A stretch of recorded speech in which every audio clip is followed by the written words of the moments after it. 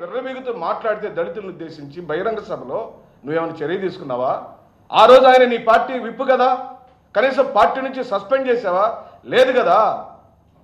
అంతేలే, రాజు ముంద ప్రధానమైన నాయకుడే దళితుల్లో పుట్టాలని ఎవరైనా కోరుకుంటారని స్టేట్మెంట్ ఇచ్చినప్పుడు నీ కిందన్న వాళ్ళు ఏం చెప్తారు?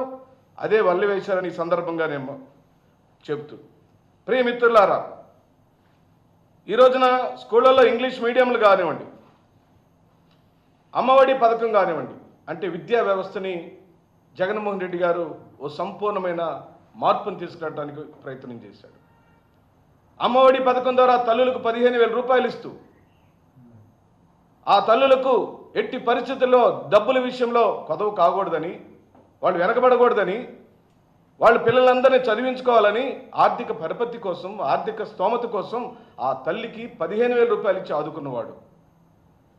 దాన్ని ఈ రోజున నువ్వు తల్లికి వందనం పేరు చెప్పావు, దగా చేసావు, మోసం చేసావు. ఈ రోజు వరకు ఒక్క రూపాయి ఈ రాష్ట్రంలో తల్లులకు ఇవ్వలేదు. ఇది కదా మోసం అంటే? నీ అంటరానితనాన్ని ఒకచోట కాదు. ప్రియమిత్రులారా, మీకు ఈరోజు మేము చెబుతున్నాం, రాజధాని ప్రాంతంలో, ఆయన అత్యధికంగా ప్రేమిస్తున్న రాజధాని ప్రాంతంలో 50,000 మందికి ఇళ్ల పట్టాలు ఇచ్చే కార్యక్రమాన్ని వైఎస్ జగన్మోహన్ రెడ్డి గారు చేస్తే, ఆ రోజు మీరు కోర్టుకెళ్ళి అఫీషియల్గా ప్రభుత్వం మీద మీరు వేసిన వ్యాజ్యంలో ఏం పదం వాడారండి? కోర్టుకి ఇచ్చిన నోట్లో అక్కడ గనక దళితులకు, బలహీన వర్గాలకు, మైనార్టీలకు ఇళ్ల పట్టాలు ఇస్తే జియోగ్రఫికల్ డెమోగ్రఫికల్ ఇన్బ్యాలెన్స్ వస్తుందట. అంటే సామాజిక అసమతుల్యత వస్తుంది అని ప్రకటించేశారు. అంటే ఏంటి?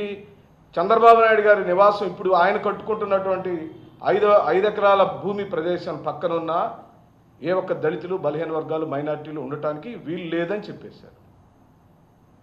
ఎందుకు నువ్వు ఈరోజు వరకు ఆ ఇళ్ల పట్టాలని ఈరోజు రద్దు చేసే కార్యక్రమం ఎందుకు చేస్తున్నారు? అంటే నీ అణువణువున, నీ భావాజలం, నీ పరిపాలన, నీ సంస్కరణ స్థూలంగా నువ్వు దళిత వ్యతిరేకివి అని చెప్పడానికి కుంపాలుగా మా దగ్గర ఆధారాలు ఉన్నాయి. ఒక్క అమ్మఒడి పథకానికే ప్రేమిత్రులారా, వైఎస్ జగన్మోహన్ రెడ్డి గారి యొక్క నాయకత్వంలో ఒక్క అమ్మఒడి పథకానికే 8,84,131 కోట్ల రూపాయలు ఈ రోజున 8,84,131 మంది తల్లులకు సహాయం జరిగింది. 15,000 చొప్పున వాళ్ళందరికీ డబ్బులు ఇస్తే 5,335.7 కోట్ల రూపాయలు ఖర్చు అయింది 5 సంవత్సరాల పరిపాలనలో. ఓన్లీ దళితులకు ఇచ్చిన డబ్బులు. నేను మళ్ళీ అమ్మఒడి పథకం మొత్తానికి ఆయన ఖర్చు గురించి చెప్పడం లేదు. వసతి దీవెన కింద 834 కోట్లు దళిత తల్లులకు పంచడం జరిగింది. విద్యా దీవెన కింద 2,081 కోట్ల రూపాయలు పంచడం జరిగింది. ఇలా పోటీ పడమని చెప్పి అడుగుతున్నాం. చంద్రబాబు నాయుడు గారికి మాకు సిద్ధాంతపరమైన వైరుధ్యం ఉంది.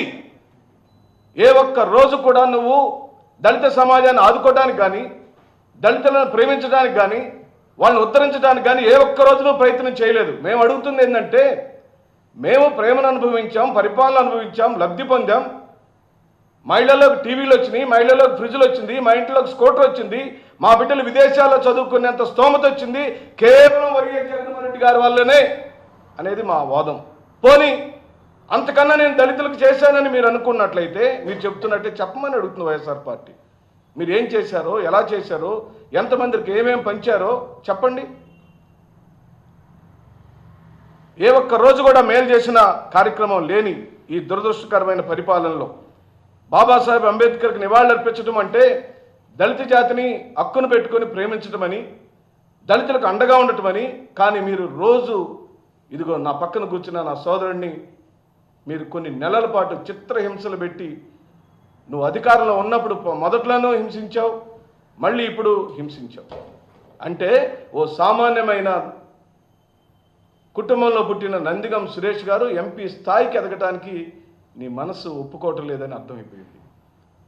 అంటే నాయకత్వాలను పెంచటం, నాయకత్వాలను తీసుకురావటం, దళిత సమాజంలో ఆర్థిక, రాజకీయ, సామాజిక న్యాయాన్ని చేయటం అంటే ఇదిగో నందిగం సురేష్ని ఎంపీని చేయటం లాగుంటుంది. మేమేం అడగటలా, నీ 40 సంవత్సరాల కాలంలో, నీ రాజకీయ ప్రయాణంలో ఇప్పటికి 20 సంవత్సరాలు, రేపు మొత్తం కలిపితే 20 సంవత్సరాలు ముఖ్యమంత్రి, 15 సంవత్సరాలు ప్రతిపక్ష నాయకుడు. 35 సంవత్సరాలు నువ్వు అధికారికంగా ప్రభుత్వం నుంచి డబ్బులు తీసుకొని ప్రభుత్వంచే ఉంటున్న నువ్వు ఏం చేశావు? ఎంతమంది దళిత నాయకులను పార్లమెంటుకు పంపించావు? ఎంతమంది దళిత నాయకులను ఎమ్మెల్యేని చేశావు? ఎంతమంది దళిత నాయకులను చట్టసభలకు పంపించగలిగావు? మేయర్ని చేయగలిగావు? జడ్పీ చైర్పర్సన్ చేయగలవు? మేం చేశామండి. మేం చేసింది ఈరోజు నేను పాటించేటట్టు చేశాడు జగన్మోహన్ రెడ్డి గారు. ఓ దళిత మహిళను హోంమంత్రిని చేసింది జగన్మోహన్ రెడ్డి గారు.